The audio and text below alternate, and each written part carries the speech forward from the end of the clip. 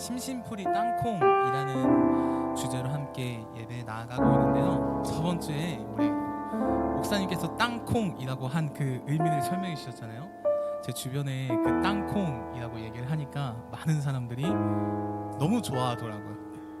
이제 여러 가지 모양으로 좋아하더라고요. 그래서 저도 뿌듯했습니다. 이제 다들 땅콩을 생각하면 예수님이 땅으로 콩 하고 내려오셨다를 다들 알 거니까 참 기분이 좋아지는 것 같더라고요.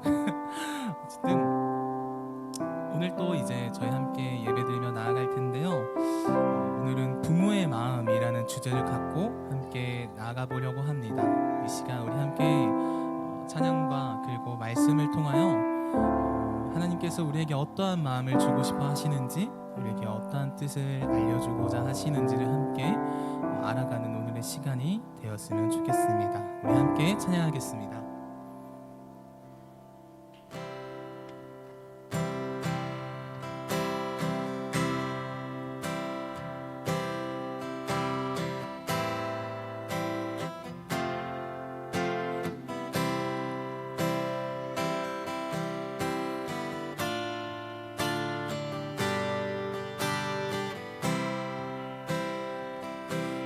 예수를 나의 구주 삼고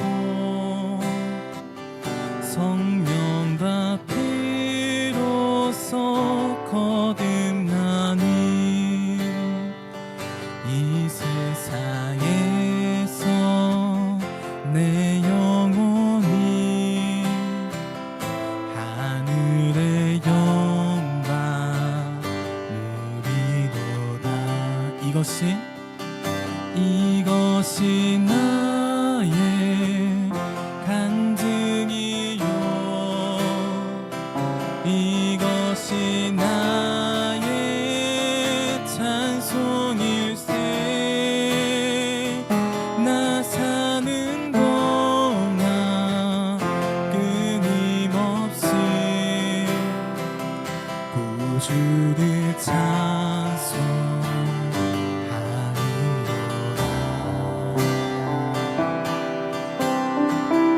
우리 한 번 더 찬양할까요? 예수를 나의 구주 삼고 성령과 피로써 거듭나니 이 세상에서 내 영혼이 하늘의 영광 누리도다. 이것이 나의 간증이요, 이것이 나의 찬송일세. 나 사는 동안 끊임없이 구주를 찬송하리로다.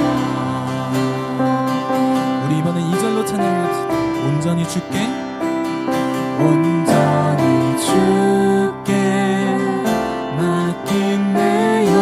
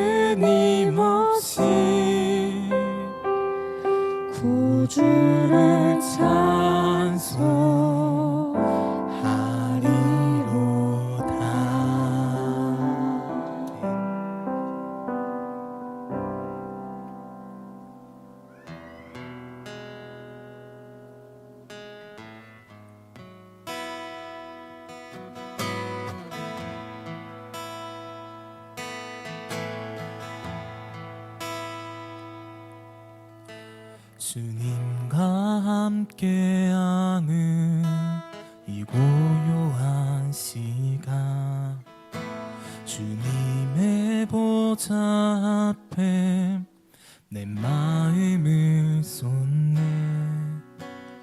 모든 것 아시는 주님께 감출 것 없네. 내 맘과 정성 다해 주 바라나이다. 온 마음 다해 사랑합니다. 온 마음 다해 주 알기 원하네. 내 모든 삶 당신 것이니 주만 섬기리.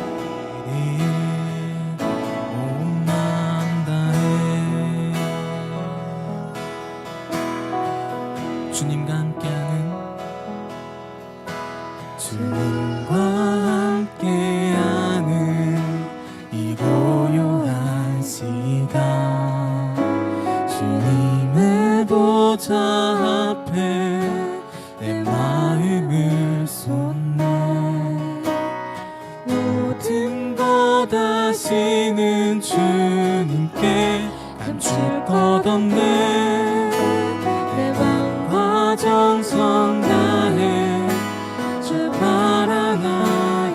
우리 이번엔 2절로 고백할까요? 나 염려하지 않아도, 나 염려하지 않아도 내 쓸 것 아시니. 나 오직 주의 얼굴 구하게 하소서.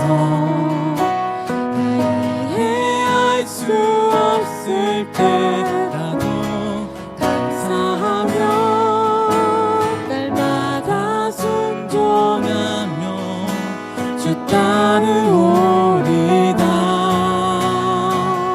온 마음 다해 사랑합니다. 온 마음 다해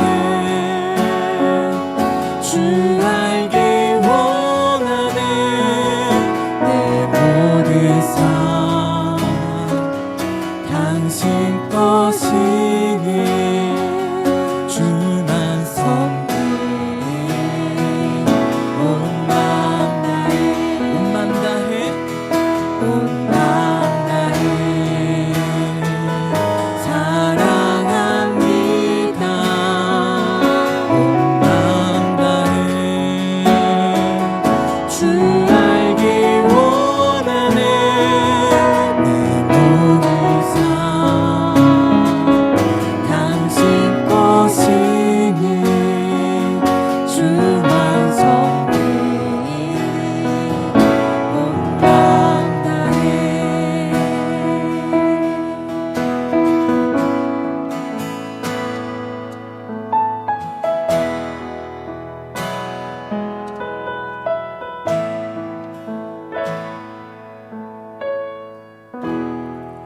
오 주님, 당신은 내 삶 구석구석까지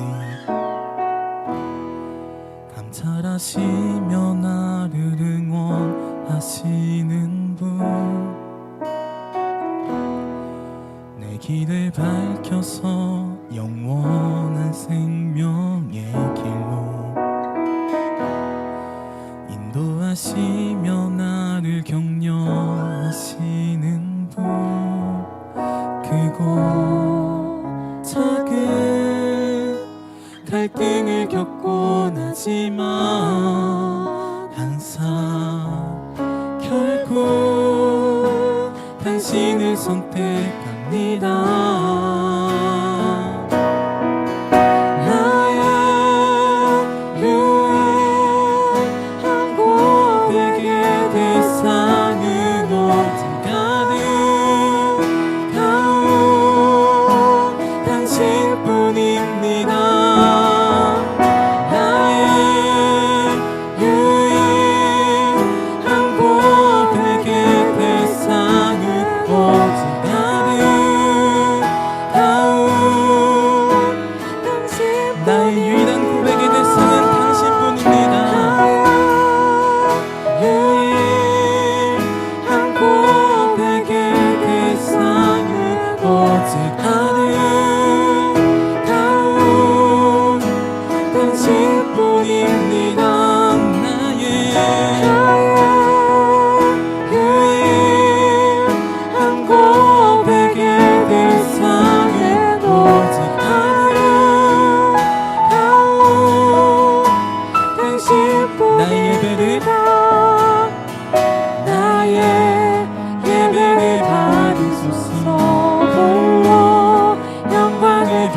받으소서.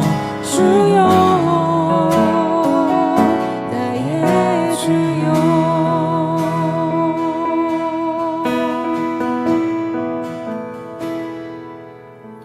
크고 작은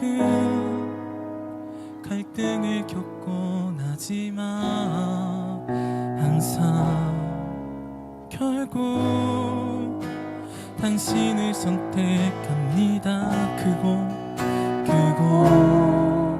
작은 갈등을 겪곤 하지만 항상 결국 당신을 선택합니다. 크고 작은 갈등을 겪곤 하지만 항상 결국 당신을 선택합니다.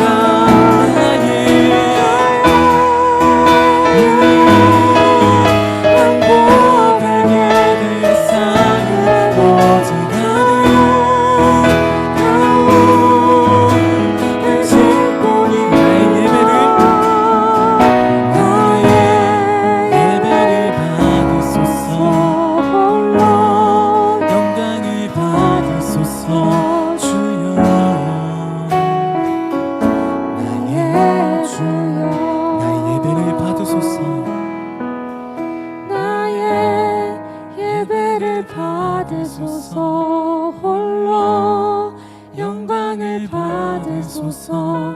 주여 나의 주여.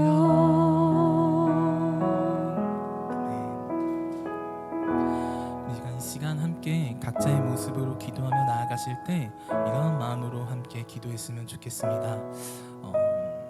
여전히 내 마음속에 내가 놓지 못하고 내가 버리지 못하고 내가 내려놓지 못하고 있는 나의 보물이 되었던 것들이 있으니까 때로는 그것이 어쩌면 우리의 주님보다 더 앞서서 주님을 주님으로 바라보지 못하고 내 마음이 먼저 앞선 그런 삶을 살아가고 있진 않은지 우리 시간 함께 고민해 봤으면 좋겠습니다.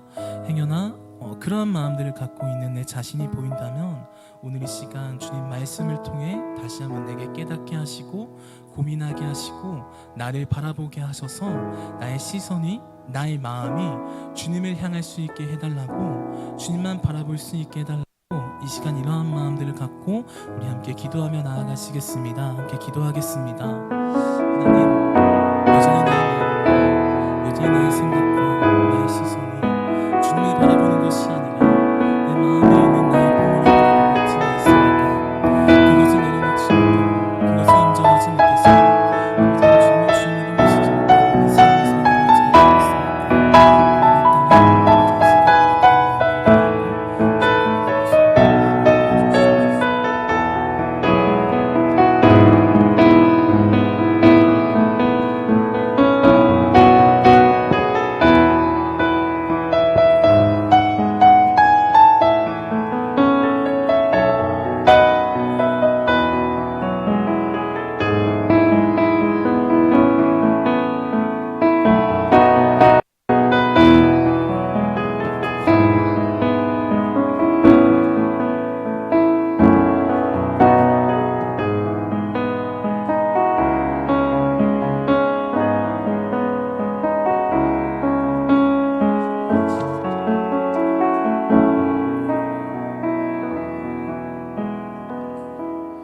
하나님, 한 달 동안 하나님의 마음을, 또 이웃들의 마음을 깨달아 볼 수 있는, 생각해 볼 수 있는 기회를 허락해 주셔서 감사합니다.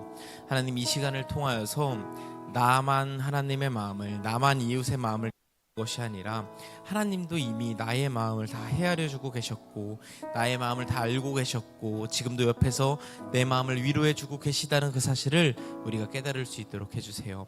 하나님께서 나를 향하신 하나님의 마음을 내가 다시 한번 생각해 볼 수 있는 그런 예배 시간이 될 수 있도록 함께 해주세요. 감사합니다. 예수님의 이름으로 기도드렸습니다. 아멘. 네, 여러분 반갑습니다. 코너처치 5월 둘째 주 예배 오신 여러분 너무너무 환영하고요.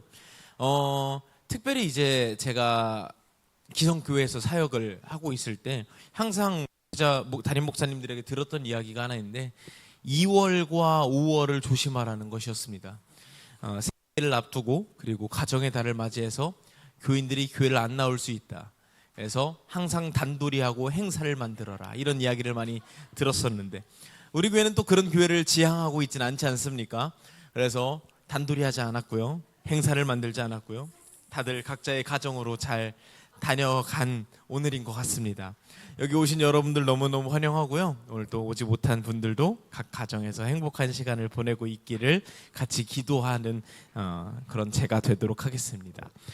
이번 한 달 동안 심심풀이 땅콩이라는 제목으로 이야기를 나누고 있습니다.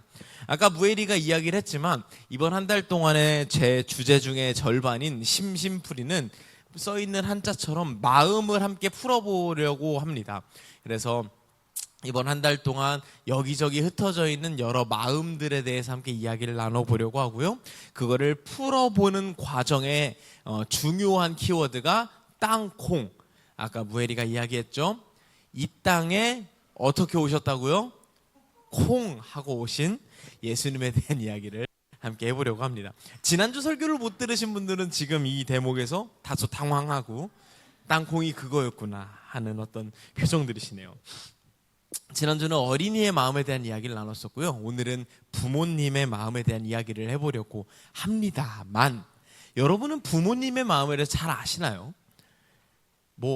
잘 모르죠. 우리가 여기 부모가 온 사람이 몇이나 있겠습니까? 이게 여기 이름 누나 명의 정도인데, 심지어 저 둘도 부모가 된 지 이제 1년 조금 넘은 초보 엄마잖아요.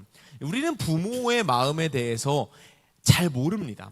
그런데 그러면 부모님의 마음에 대해서 그냥 넘어가야 되나? 어버이 주일인데 그냥 알아서 가서 효도하십시오 하고 끝내야 되나? 고민을 좀 해보다가 부모님의 마음을 좀 이제 이렇게 힌트가 될 수 있는, 이렇게 훔쳐볼 수 있는 어떤 자료가 몇 개 있어서 좀 가져와 봤습니다.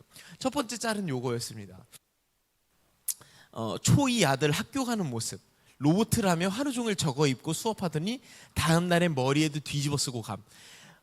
이름 누나와 명희는 잘 보세요. 두 분의 미래입니다. 이 짤의 제목이 부모님이 막 입힐 수밖에 없는 이유였어요. 아이가 지 맘대로 입는데 어떻게 내가 컨트롤 하냐라는 어떤 내용이었어요. 다음 내용은 요거였습니다. 하나 더 넘기면, 양말 하나부터 다 자기가 고른 거임. 안 나간다고 해서 미치고 환장했던 날이 떠오르네요. 그래서 호피부터 해가지고 꽃무늬부터 구두까지 너무 아름답네요. 한 페이지로 넘기면, 부끄러움은 언제나 나의 목. 저희 딸 21개월인데 쪼맨한 게 고집은 엄청났네요 하면서 수영 모자를 썼고요. 마지막은 요겁니다. 마지막 없나요? 네, 이런 거였어요.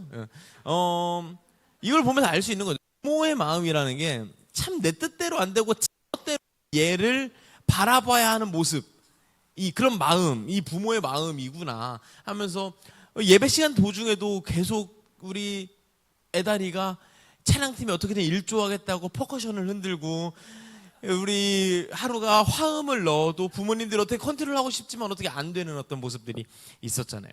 이게 제가 생각하는 첫 번째 부모님의 마음이고요. 두 번째 부모님의 마음을 알기 위한 힌트는 요거예요. 뉴스 기사인데요. 2023년도 뉴스입니다. 야산에 매장하고 종량제 봉투에 버리고 투명 아동 수사 과정에서 드러난 매정한 부모들이라고 하는 뉴스였습니다. 2023년에 이제 투명 아동이라고 하는 아이가 출생을 했는데 병원에서 출생을 했는데 신고는 안 된 아이들이 너무나 많다라는 게 조사에서 밝혀져서 경찰이 조사를 하고 나니까 아이를 낳기는 했으나 신고는 하지 않고 버려버린 그런 매정한 부모들이 무려 1000명이 넘게 발견했고 그중에 27가정은 아이가 죽었다라는 것이 밝혀졌던 끔찍한 사건이 있었습니다. 이 뉴스를 보면 여러분은 어떤 생각이 드시나요? 그래도 부모가 그러면 안 되지 라는 생각이 들죠. 부모는 그러면 안 되는 거야. 부모는 자녀를 포기해서는 안 되는 거야 라는 생각을 우리는 나도 모르게 가지고 있습니다. 즉 우리가 부모의 마음에 대해서 다 헤아릴 수는 없지만 추측컨대 이렇게 정리해 볼 수 있겠다는 생각이 들더라고요. 부모의 마음이란 내가 내 뜻대로 되지 않고 절대 포기할 수 없는 어떤 존재를 갖고 있는 마음이다라고 할 수 있겠더라고요. 우리 이름 누나도 명희도 지금 저 아이들이 내 뜻대로 되지 않을 거예요. 하지만 내 뜻대로 되지 않는다고 해서 결코 포기할 수 없죠. 이 아이를 포기할 수 없습니다. 라고 생각하고 나니까 여기에 물리적인 부모가 몇이나 되겠습니까? 그리고 앞으로 부모가 되지 않을 사람들도 여기 있을 수도 있어요. 선택이고 또 상황이니까요. 그렇지만 이렇게 생각하면 우리도 부모의 마음을 어느 정도 다 가지고 있더라고요. 내 뜻대로 되지 않아도 포기할 수 없는 어떤 존재가 있잖아요. 걔가 참 내 뜻대로 안 돼. 근데 걔를 포기할 수는 없어. 내 아내가 참 내 뜻대로 안 되는데 포기할 수는 없어. 내 남편이 그래. 내 부모가 그래. 내 가족 구성원이 그래. 내 친구가 그래. 내가 내 뜻대로 되지 않고 컨트롤이 되지 않고 마음에 안 드는데 근데 이상하게 쟤를 놓을 수는 없는 그런 사람들이 있잖아요. 꼭 내 뜻대로 되지 않는데 그럼에도 불구하고 포기할 수 없는 일이 있고요. 어떤 목표가 있고요. 심지어 사역이 그럴 때가 있고요. 어떤 나의 꿈, 나의 어떤 드림 이런 게 있을 수가 있고요. 심지어 내 뜻대로 너무 되지 않는데 그럼에도 불구하고 포기할 수 없는 나도 있는 것 같습니다. 왜 우리는 포기하지 못할까요? 왜냐면 내 뜻대로 되지 않음에도 불구하고 포기할 수 없다는 마음의 근간은요. 어떠한 모양이든지 간에 사랑이라는 것이 담겨있기 때문입니다. 사랑하기 때문에 내 뜻대로 되지 않아도 포기할 수 없는 거죠. 교회가 그럴 수 있고요. 사역이 그럴 수 있고요. 가족이 그럴 수 있고요. 사랑하는 사람이 그럴 수가 있는 것 같습니다. 이게 부모의 마음이구나.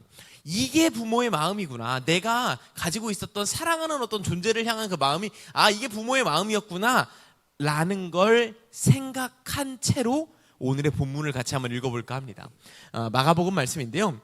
우리 번갈아 가면서 읽을게요. 24절부터 30절입니다. 여러분 먼저 읽겠습니다. 시작.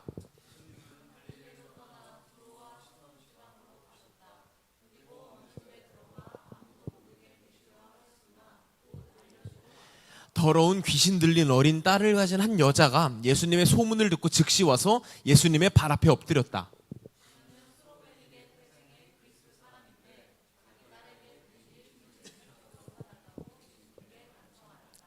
그래서 예수님이 그 여자에게 말씀하셨다. 먼저 자녀들이 배불리 먹어야 한다. 자녀들의 빵을 빼앗아 개에게 던지는 것은 옳지 않다.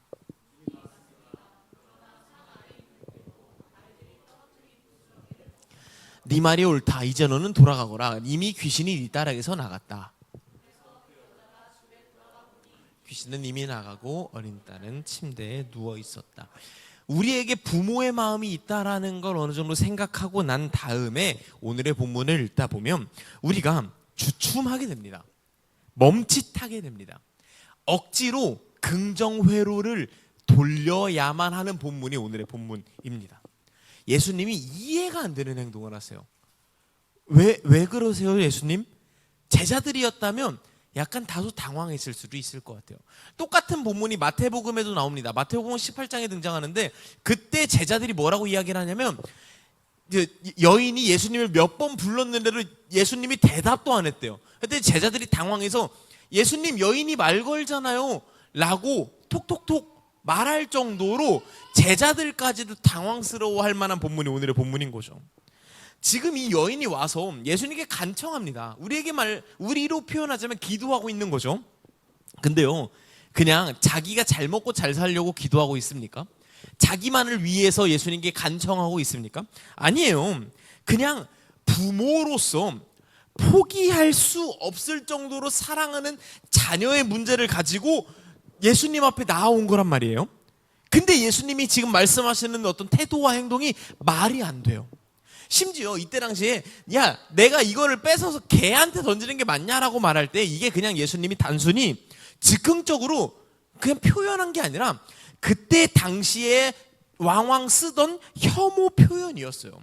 이때 당시에 예수님이 계셨던 지역은 두로 지역이었고요. 여인이 있었던 곳은 그리스라고 표현하고 있는데 지금도 레바논에 있는 부자 동네예요. 그 동네에서 자기네들은 부자인데 거기에 먹거리가 많이 나지 않아요? 두로 지역은 먹거리가 많이 났어요. 그래서 서로 원래 상종도 안 하는 이방 지역과 유대 지역인데 거래로만 소통했던 지역이었어요. 그래서 수르베니게 지역에 있는 여인들이 사람들이 가서 돈을 주고 먹거리를 사오던, 근데 그러면서도 야씨 그냥 내가 먹을 거 필요하니까 얘네랑 상종하지, 야 내가 돈이 필요하니까 쟤네랑 상종하지 하고 있는 어떤 애증의 관계가 그 두 지역이었어요. 그런데 두로 지역도 겨울에는 먹을 게 없었단 말이에요. 그래서 겨울철에는 아무리 돈이 필요해도 수로보니게 지역의 사람들에게 먹을 걸 팔지 않았어요. 그러면서 동네 사람들이 뭐라고 이야기했냐면, 야 내 자식 먹고 죽을 것도 없는데 걔한테 주랴? 라고 흔히들 이야기했던 그때 지역의 혐오 표현이었단 말이에요. 이미 우리도 어떤 말이 혐오 표현인지 알고 있어요. 어르신들을 뭐라고 표현하죠? 틀니에서 딱딱 소리 난다고 틀딱이라고 말해요. 급식 먹는 애들에게 급식충이라고 말해요. 한국 남자들을 못났다라고 해서 한남이라고 부르고요, 한국 여자들을 향해서 한녀라고 불러요. 엄마들을 향해서 맘충이라고 불러요. 우리는 이 혐오 표현이 얼마나 못된 마음인지, 얼마나 못난 마음인지 알고 있어요. 그런 표현들이 왕왕 불려지고 있는 이 작금의 사태가 속상하단 말이에요. 근데 예수님이 동네에서 유행하던 혐오 표현을 갖다가 쓰면서 이 여인을 밀어내고 있는 장면이라는 거예요. 이거 굉장히 아이러니하고 의아한 장면인 거죠. 왜 그러실까? 도대체 왜 이러시는 걸까요, 예수님? 이때 당시에 우리가 생각해 볼 수 있는 것이 몇 가지 있을 것 같습니다. 일단은 지금 부모의 입장에서 이야기를 했지만 다시 우리의 입장에서 치환해서 생각을 해보면 우리도 마찬가지의 경험들을 종종 한다라는 겁니다. 내가 너무 사랑하는 어떤 사람을 위해서 내가 기도합니다. 근데 예수님이 못 들은 척할 때가 있잖아요.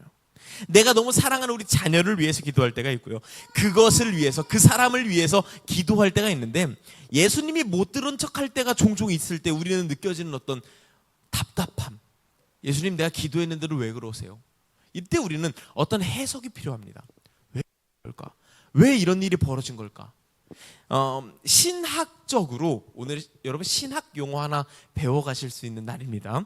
신학적으로 우리가 예수님을 특징할 때 뭐라고 하냐면, 예수님은 100% 신이면서 100% 인간입니다 라고 표현을 합니다. 이걸요 신학 용어로 이성일위라고 합니다. 어디 가서 아는 척 하시기 좋은 단어죠. 두 가지 성품이 하나의 위격에 들어있다라는 겁니다. 그래서 우리는 예수님이 100% 신이면서 100% 인간이구나라는 걸 알고 있는데, 사실 우리는 그래 본 적이 없잖아요. 100%는 그냥 1%도 신이었던 적이 없단 말이에요. 그래서 100% 신이면서 100% 인간인 게 어떤 모습인지 몰라요. 그렇기 때문에 성경을 보면서 예수님을 바라볼 때 나도 모르게 둘 중에 어느 한 편을 선택해서 해석한단 말이에요. 그래서 우리가 흔히 하는 해석으로 예수님을 100% 신으로서 보기 때문에 그는 틀린 적이 없고 그는 뭐 무의하고 무오하고, 그렇기 때문에 지금 보여지는 예수님의 태도에도 모종의 뜻이 있을 거야. 모종의 의도가 있을 거야. 어떠한 가르치려는 의지가 있었기 때문에 일부러 약간 장치로 못되게 구신 거야 라고 전통적으로는 해석을 합니다. 근데요, 한편으로는 이렇게도 해석을 합니다. 예수님도 100% 인간이셨어. 그도 피 피로하셨어. 그도 분노하셨어. 그도 짜증나셨어. 그도 두려울 때가 있었어. 겟세마네 동산에서 울면서 기도할 때처럼 말이야. 그래서 오늘의 본문에 대해서 제가 너무 존경에 맞지 않는 청파교회 김기성 목사님은 뭐라고 표현을 하시냐면요, 예수도 그럴 만한 상황이었다라고 이야기를 하더라고요. 오늘의 본문의 배경이 되는 마가복음 7장의 1절을 보면 어떻게 시작을 하냐면요, 짠, 예루살렘에서 온 바리새파 사람들과 모여서 23절까지 논쟁을 하십니다. 예수님, 그 제자들이 손 좀 안 닦고 밥 먹던데 그게 맞습니까? 야, 손 좀 안 닦을 수 있지. 손 좀 안 닦을 수 있다고요? 그 말이 돼요. 정결 예식이라는 게 있는데요. 23절까지 싸웁니다. 싸우다가 이제 헤어져서 저녁이 되어서 두로 지역으로 겨우 와서요, 예수님이 첫 번째로 하신 행동이 뭐냐면요, 어느 집에 들어가서 아무도 모르게 하려고 했는데요, 그게 곧 알려지고만 상황입니다. 누군가랑 싸우고 뭔가 분기탱천하고 뭔가 말싸움을 했을 때 느껴지는 감정, 우리는 무엇인지 알잖아요. 그게 얼마나 힘든지 알잖아요. 저도 비슷한 걸 경험했던 적이 있습니다. 제가 침례신학대학교에서 조교로 생활을 했었던 적이 있는데, 그때 제 역할 중에 하나가 예배 담당 조교였어요. 예배를 몰래 튀는 놈들이 있나 없나 발견하고요, 늦게 오는 애 너 늦게 와서 출석 안 돼 말하고요, 아주 못된 역할을 맡아서 1년 동안 했었어요. 근데 어느 날 분명히 알고 지내던 어떤 한 분이었어요. 같은 수업을 들었었어요. 저보다 아래 학번이어서 아직 졸업은 못했지만 그래도 저보다 나이가 좀 있는 형이었어요. 근데 몰래 도망가다가 저한테 걸린 겁니다. 그래서 가면 안 돼요 라고 이야기를 했죠. 그냥 무시하고 가는 겁니다. 잡았죠. 근데 제 멱살을 잡고 저를 때리려고 막 하는 거예요. 저도 막 하루처럼 막 울고 싶었어요. 근데 뭐 주변에 지켜보는 사람들이 있잖아요.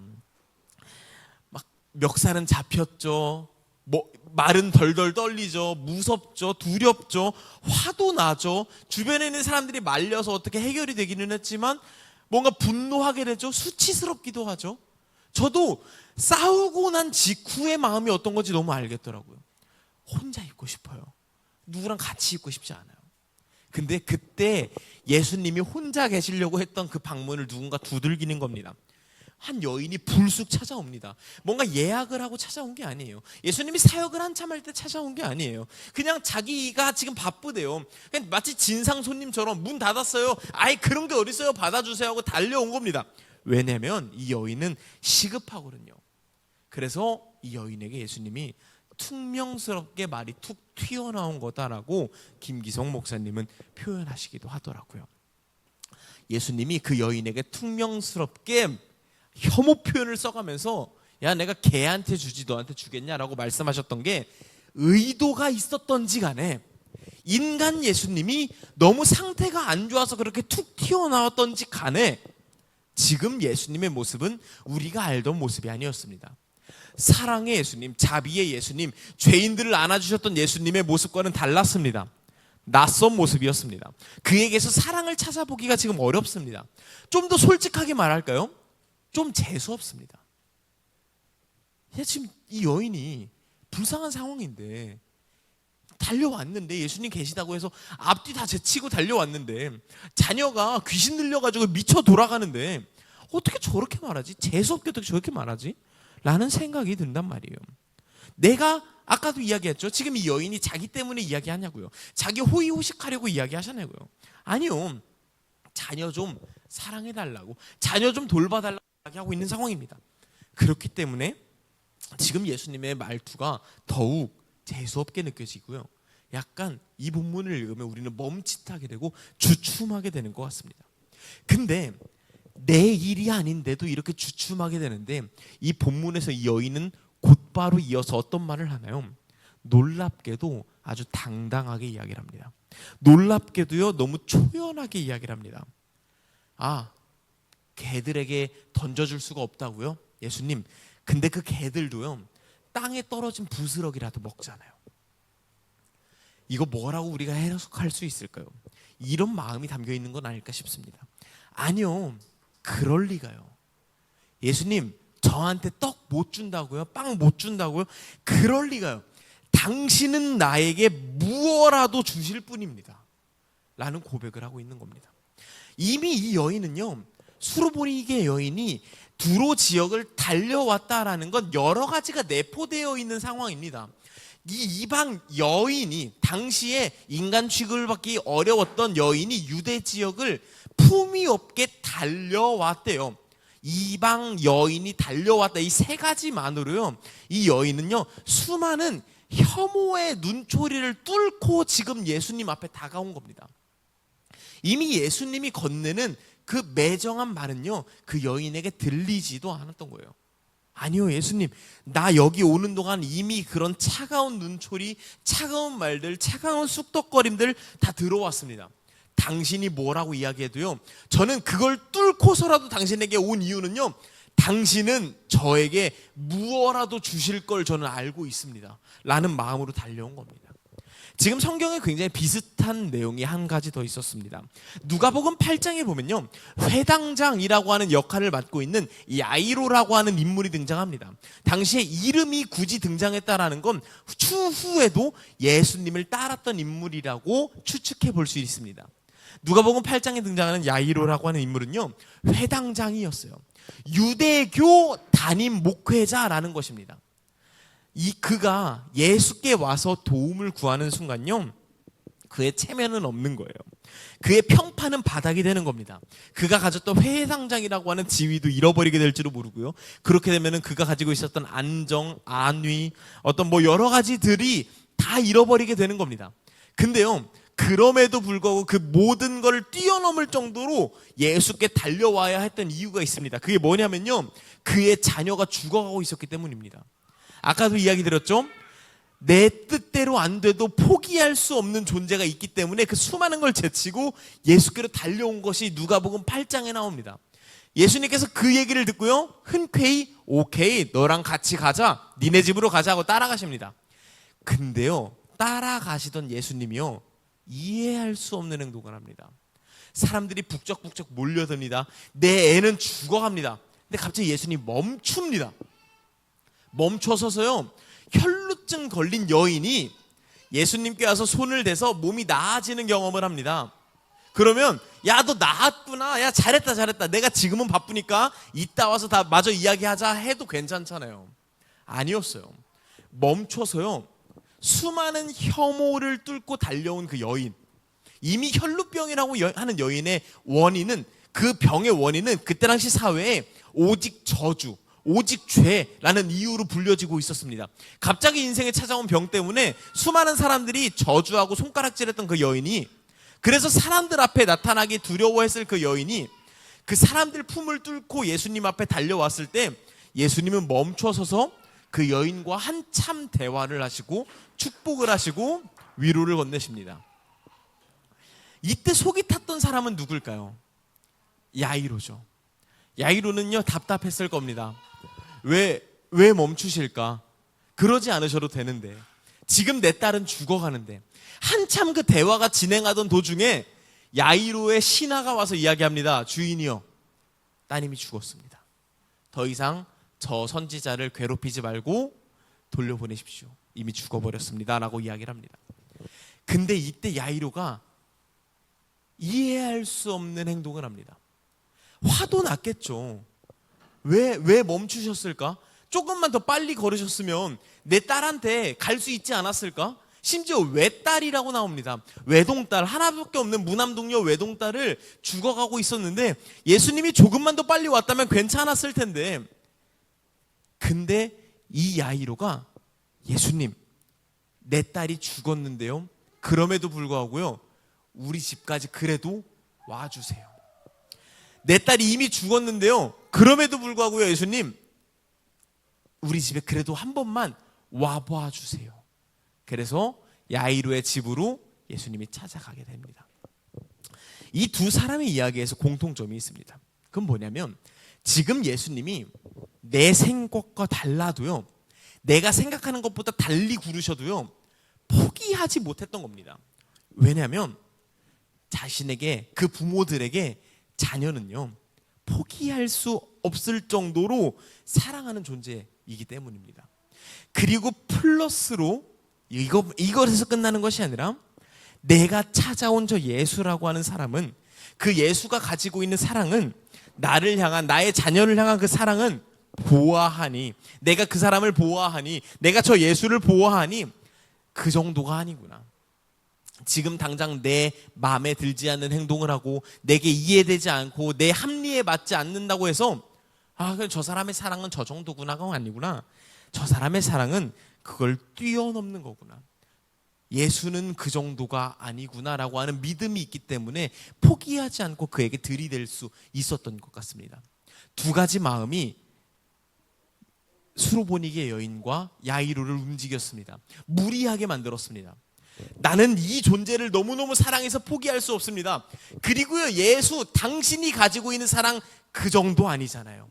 이 두 가지 마음이 합쳐졌을 때 그들은 예수에게 들이댈 수 있었던 것 같습니다. 저는요, 이런 마음이 중보 기도의 마음이라고 생각을 합니다.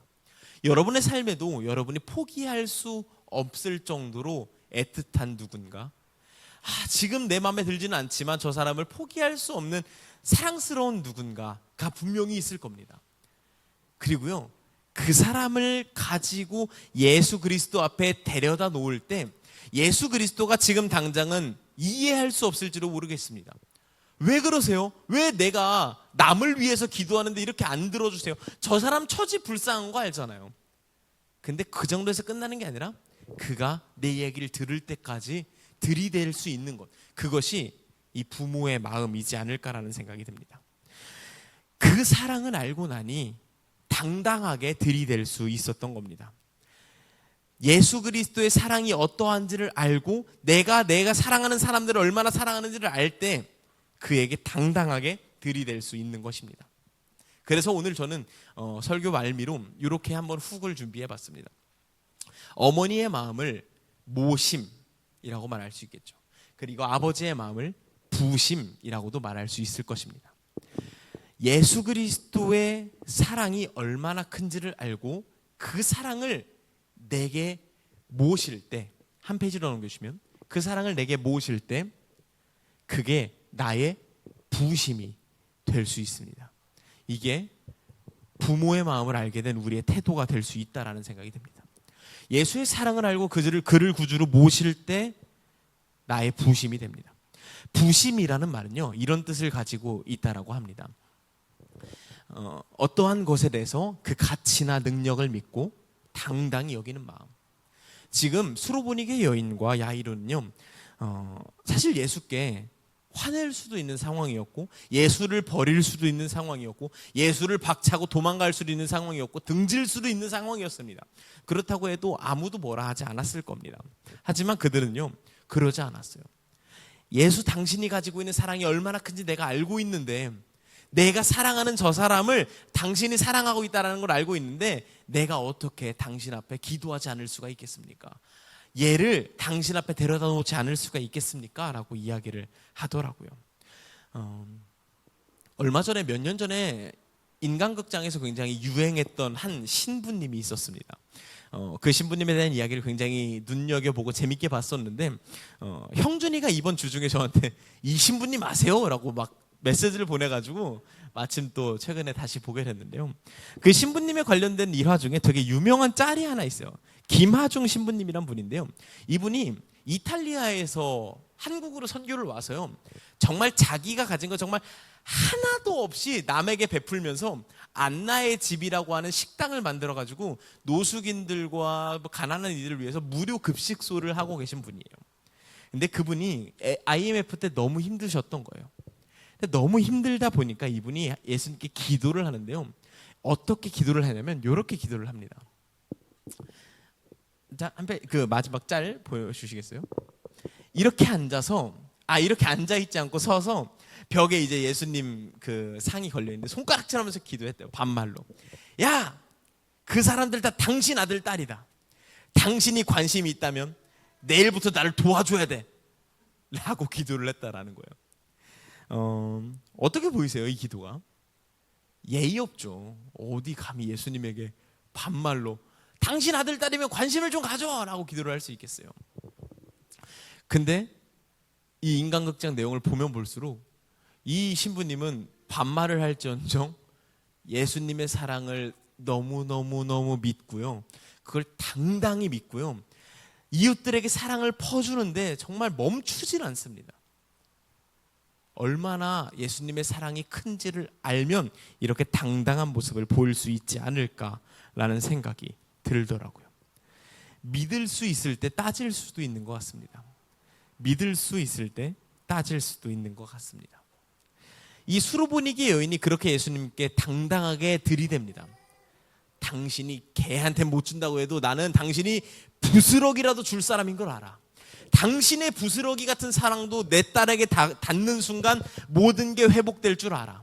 그러니 당신 나한테 부스러기라도 줘야 돼 라고 당당하게 외칠 때 예수님이 마태복음에서 이 여인을 향해 네 믿음이 크도다 라고 경탄을 하십니다.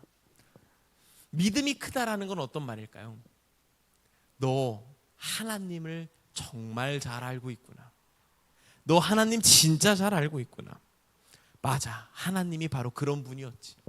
저는요 사실요 예수님에 대해서 아까 이야기했던 것처럼 그는 100% 신이니까 이 모든 일에 의도가 있었을 거야 라고도 생각을 하지만 솔직한 마음으로는요, 그도 인간이기에 그조차도 하나님이 어떤 분이신지 잠시 잊었던 것은 아닐까라는 생각도 듭니다.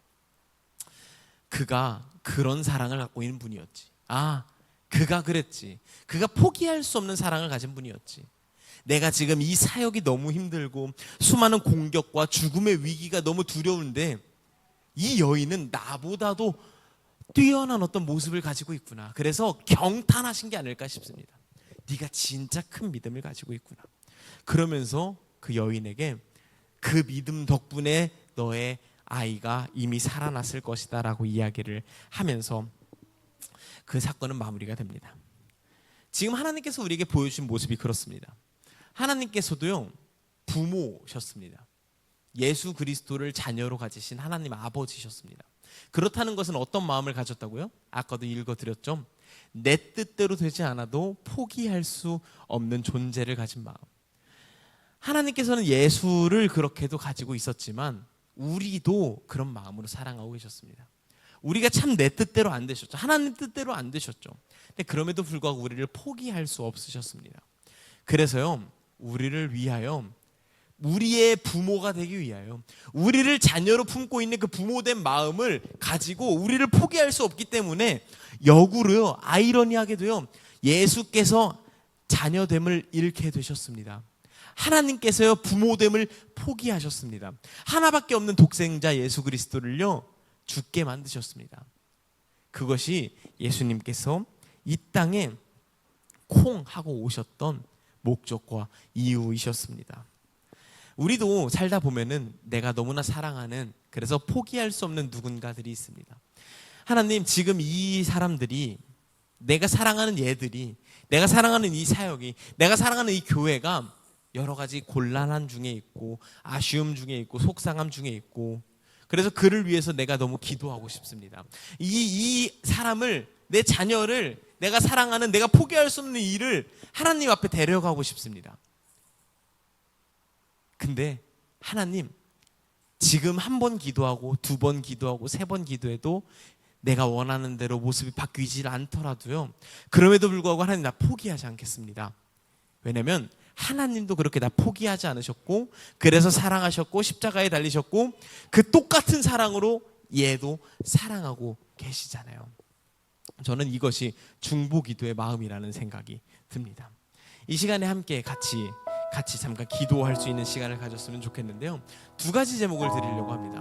하나는요, 하나님께서 여러분을 얼마나 사랑하셨는지에 대해서 함께 기억할 수 있었으면 좋겠습니다. 하나님께서 나를 너무너무 사랑하셔서 포기할 수가 없어서 나의 부모가 되고 싶어서 예수의 부모가 되는 것을 잠시 내려놓으셨던 하나님, 그만큼이나 나를 사랑하셨던 하나님, 그 사랑이 나에게 가득 채워졌으면 좋겠습니다 라고 기도할 수 있었으면 좋겠고요. 또 한 가지 같이 기도할 때는요, 이 시간에 여러분의 머릿속에 떠오르는 여러분의 아픈 손가락 같은 그 사람, 여러분의 아쉬운 점을 건드리는 참 그 사람, 그 일, 그 꿈, 그 목표, 그 사역, 그 교회가 될 수도 있겠죠.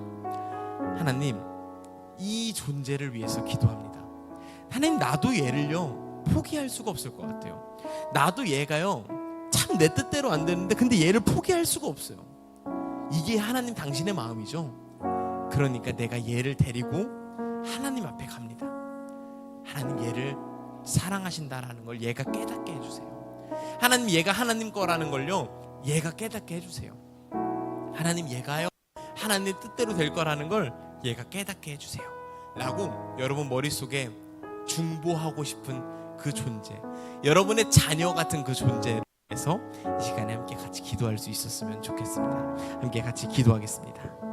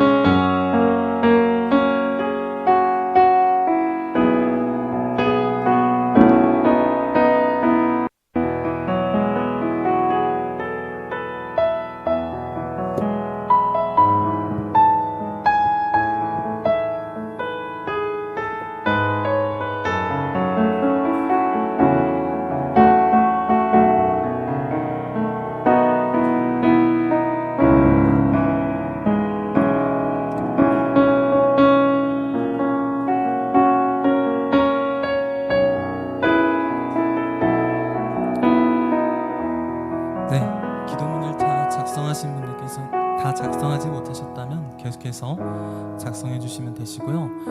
이 시간 우리 함께 찬양을 하면서 마음의 고백을 다시 한번 주님께 올려드리도록 하겠습니다.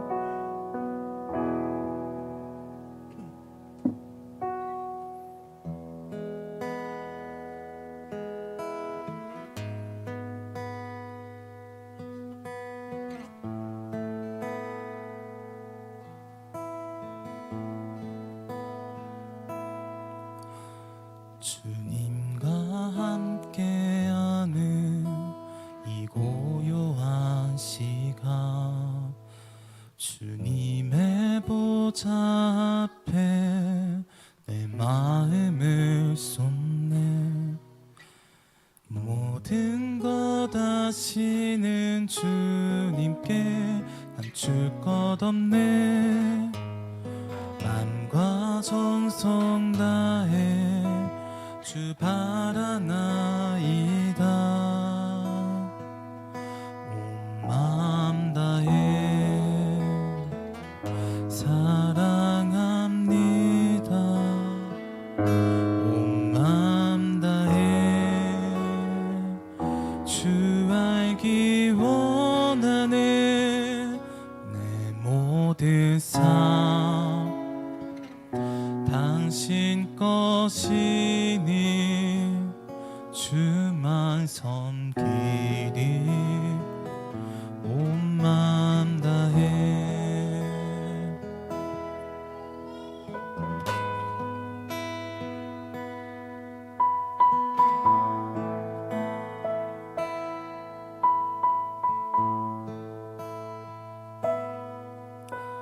주님과 함께하는 이 고요한 시간, 주님의 보좌 앞에 내 마음을 쏟네. 모든 것 아시는 주님께 감출 것 없네. 맘과 정성 다해 주 바라나이다.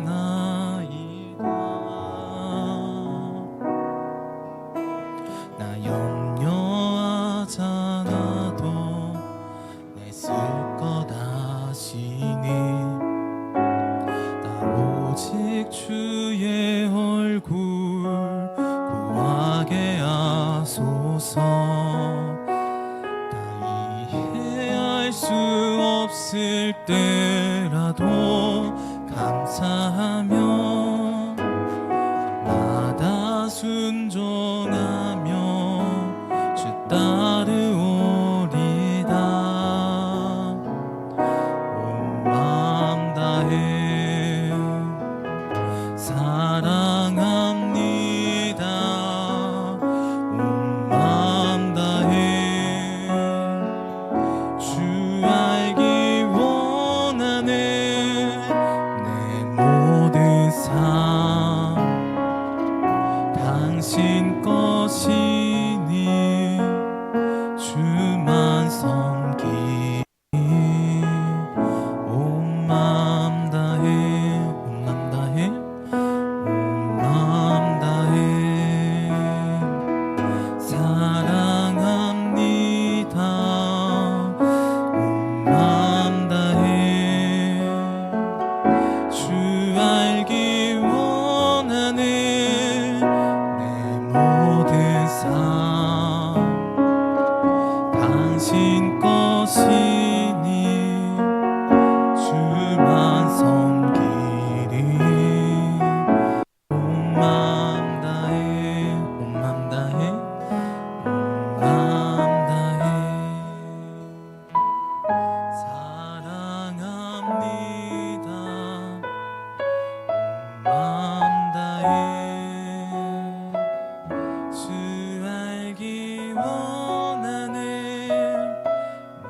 모든 삶 당신 것이니 주만 섬기리. 온 마음 다해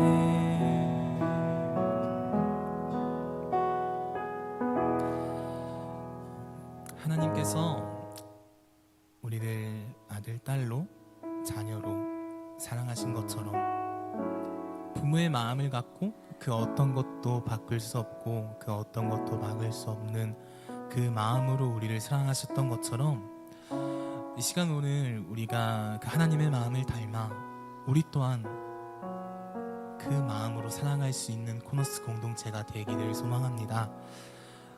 우리 또한 사랑하기에 멈추지 않고 사랑하기에 변명을 대지 않고 그 어떤 것도 빗대는 것이 아니라 그저 사랑하는 그 마음으로 나아갈 수 있는 그런 우리가 되기를 소망해 봅니다.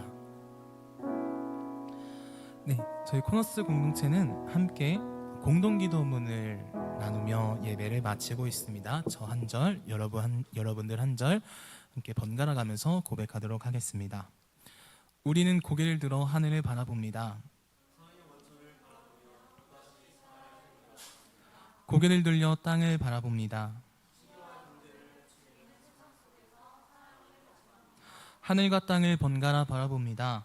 아버지의 마음으로 이웃을 돌아봅니다.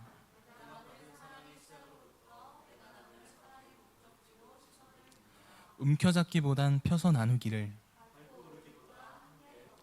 불편함을 감수하고 진리에 용감하기를. 우리 함께 읽겠습니다.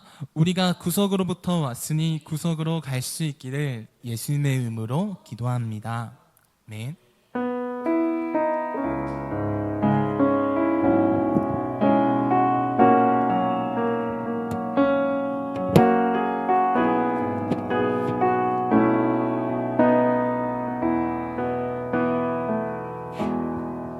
네, 광고 시간이지만 큰 광고는 없습니다. 지난주랑 비슷하고요. 네, 넘겨주시면 아마 저희가 이제 7월 초에 침례식과 이제 코너스 첫 수련회가 있을 예정입니다. 그래서 저희가 펜션을 예약을 했던 걸로 기억을 하는데 이제 그 침례 받는 분들이 이제 수영장으로 풍덩 빠질 예정입니다. 그래서 모두 관람하러 와주시면 좋을 것 같고요. 첫 수련회라고 하니까 좀 기대가 되는 것 같습니다. 과연 코너스 수련회는 뜨거울 것인가 따뜻할 것인지 너무나 기대되고 있습니다. 그래서 첫 수련회 기대 많이 해주시고 많은 참석해 주시면 감사하겠습니다. 이제 나눔으로 나아가도록 하겠습니다. 감사합니다.